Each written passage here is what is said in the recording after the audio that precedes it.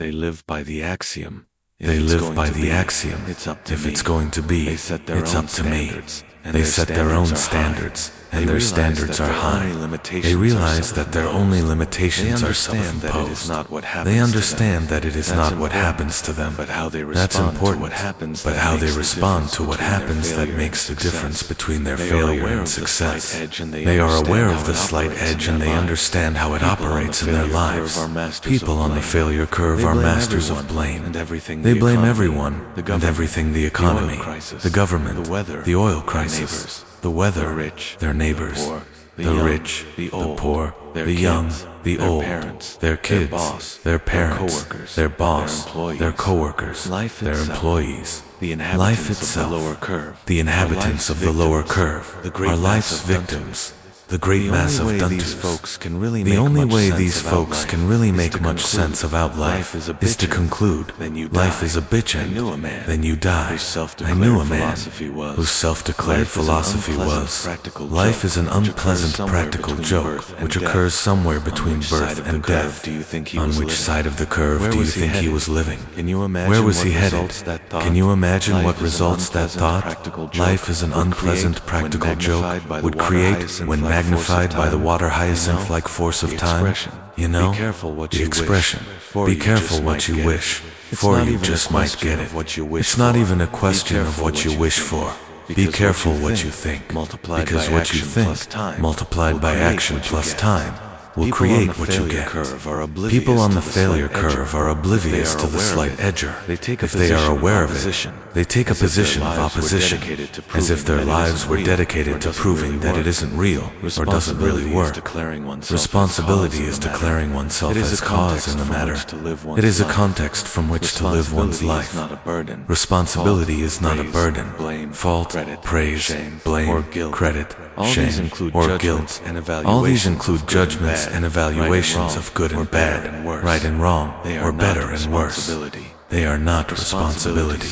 Responsibility starts with the willingness to deal with the situation from and with the point of view, whether at the moment realized or not, that you are the source of what you are, what you do, and what you have. It is not right or even true to declare oneself as cause in the matter. It's just empowering. By standing for yourself as cause, what happens shifts from happening to you to just happening and, ultimately, to happening as a result of your being caused in the matter. Werner Erhard don't complain about what you allow. The people on the upper half of the slight edge curve are the cause of what happens in their lives. They view all the forces that brought them to this point: God, parents, teachers, childhood, circumstances, you name it, with gratitude and appreciation and without blame, and they view themselves as the cause for what comes next in their life. Are you your own cause? The people on the upper curve take full responsibility for all the choices they make in their lives and in their work. Do you? It's easy to do, and just as easy not to do. And if you don't take full responsibility for your thoughts and actions and circumstances right now, will that kill you today? No, but that simple error in judgment compounded over time will absolutely, positively destroy you. Successful people do what unsuccessful people are not willing to do. They take full responsibility for how the slight edge is working in their lives. Unsuccessful people blame the slight edge for their lives not working. Successful people know that they cannot afford that luxury. Try this experiment. Take a comfortable seated position and look down at the floor. Then, without changing position, take the next 5 minutes to think about your life. Anything and everything, whatever that means to you, just think about your life. Go ahead and do that now.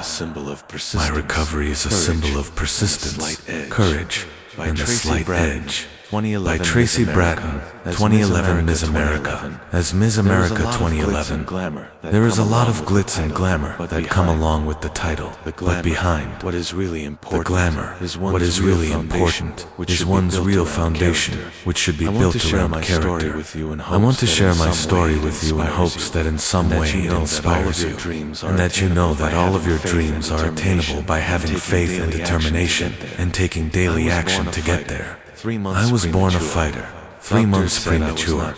Doctors said I was not going to make it, but I had other plans. In elementary school, my mother was diagnosed with stage 4 cancer and given 6 to 8 months to live. I still remember the day that my mother told me to not worry about her cancer and that she would see me graduate high school. Unfortunately, in junior high, there were many challenges at home that caused us to move 8 times, in and out of the state, within several years. I even lived on my own for a period of time, luckily with financial help, because of the uncertain environment in the household, while helping take care of my 3 siblings, my mother, and working.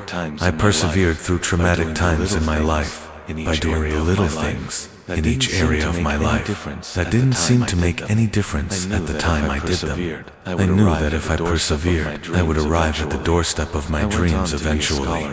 I went on to be a scholar athlete, played varsity sports, set school records, and took on many leadership roles at school, including senior class vice president. 2 months after graduating high school, about 6 years longer than they gave her to live, my mother passed away. I went on to pursue my modeling career. I channeled my energy and efforts into building my career. I worked tirelessly, doing the things every day that were easy to do, easy not to do, and was featured in magazines, calendars, catalogs, TV shows, videos, billboards, fashion shows, commercials, and beauty pageants. I believe that the perseverance that it takes to succeed in modeling and acting is the same thing that helped me with my recuperation after not one, but 2 car accidents. In October of 1991 and December of 1996, I was in major car accidents and sustained severe injuries that caused me to be admitted into the intensive care unit in the hospital for months. In 1996, I was diagnosed hemiplegic. I was paralyzed on the left side of my body, and I was confined to a wheelchair. My philosophies and faith are constants in my life, and they have helped me through recovery and have continued to influence my life in a positive direction. Through occupational and physical therapy, my rehab included working on my speech, learning to tie my shoes, preparing food, transferring, bathing, and being able to accomplish everyday needs on my own.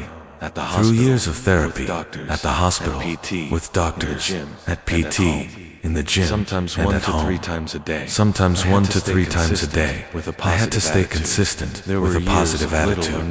There were years of little or no improvement or progress, yet I continued to believe and work towards walking. The hard work seemed to make no difference at all, but it was internal motivations that fueled my actions. I looked past my current circumstances and focused on the end result that I was trying to achieve, and defied what many thought, that I would never walk again. I am now walking. There were no extrinsic rewards for the subtle stages of progress over the last 14 plus years. These rewards only came when others were able to see me stand up and then later walk. My continued recovery is a symbol of persistence, courage, on the slight edge. I went on to make public appearances, win contests, and I eventually resumed my entertainment career. After running 3 offices in corporate America, I eventually opened 2 of my own businesses, a florist and a legal insurance business. I am a loving single mother of 11-year-old identical twin sons. I was in my wheelchair when I had my twins and raised them for many years from the wheelchair. I had many reasons to blame others or circumstances throughout my life, but I chose to take responsibility for my future, no matter what circumstances were presented to me. A true testimony to the slight edge, by doing the things that are easy to do, yet make no difference in the act of doing them over a long period of time. I was able to, as a single mother, become a successful business owner, servant leader, speaker, and friend, as well as go from wheelchair-bound to Ms. America 2011. To inquire about Tracy Bratton's speaking availability and/or to learn more about Tracy Bratton, the Ms. America pageant is for women 26 years of age and up who are single, divorced, or married. Now, clear your mind, walk around a minute, then come back and do the second half. Take the same comfortable seated position, only tilt your head up so you're looking at the ceiling. Spend the next 5 minutes thinking about your life, anything and everything, whatever that means to you. Just think about your life. Go ahead and do that now. I don't know what results you had, but here's what most people find. When looking down, it's pretty hard not to start thinking about the past. When gazing upward, it's pretty hard not to start thinking about the future. I can promise you, that morning in the Phoenix airport, every single person I saw rushing around was looking either straight ahead or down. People on the failure curve tend to focus on their past and it pulls them down. People on the success curve focus on their future and it pulls them up. People on the success curve don't ignore the past, but they use it as a tool, one of many with which they build their futures. People who live on the failure curve use the past as a weapon with which they bludgeon themselves and the people around them. Regrets, recriminations, remorse, and retribution. Thank you so much for watching.